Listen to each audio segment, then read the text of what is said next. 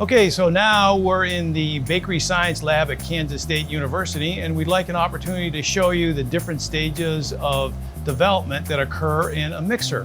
And so for this purpose, we have a horizontal mixer, which would duplicate what you would see in a large mixer on a commercial line.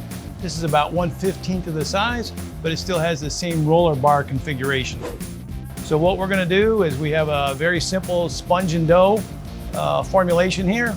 Has about right at 60% hydration. So we'll just simply put all the dry ingredients in first. Sugar at 8%, yeast just about 0.5% of instant yeast. We'll throw in the fat of choice today will be a little bit of vegetable oil.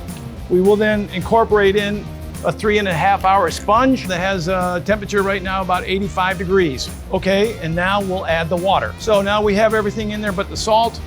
We're gonna mix for 1 minute on speed 1.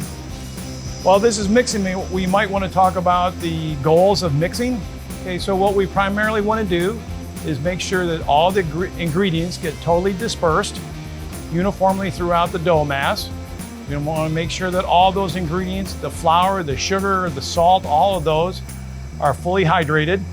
And then the ultimate goal of mixing is we want to make sure that the gluten is fully developed so that we're able to pull that gluten film and get a really nice gluten matrix that's going to help entrap the CO2 produced by the yeast and give us a really nice hamburger bun or loaf of bread.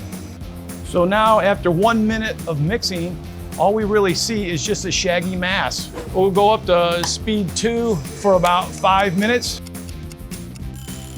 Okay, so at this point in the mixer, it's very obvious you can start to hear the dough mass as it is beat around in the mixer as it comes through the roller bars. And if we were to stop it, and you can see that the mixing vessel here itself is almost totally clean.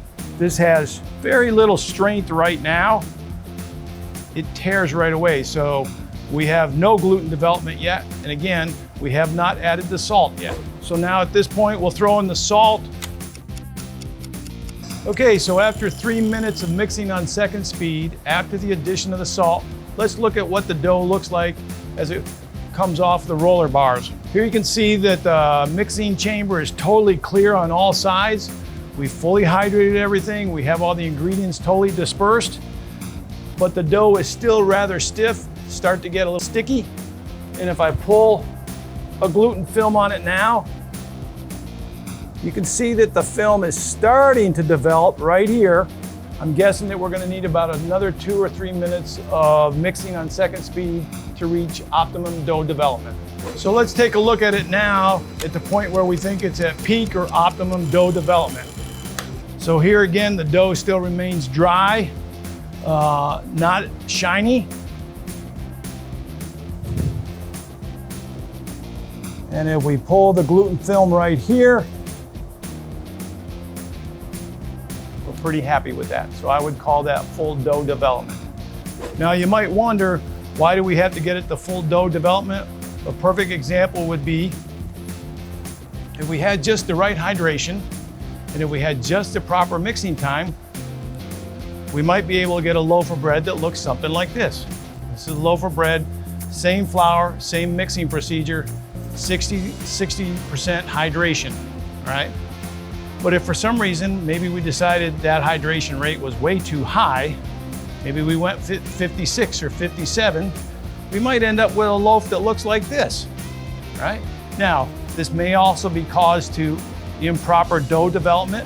Maybe the mixer operator didn't mix it to full optimum dough development, or maybe it was an absorption issue. But in either case, I think you would agree, we'd always prefer to have this loaf as compared to this loaf.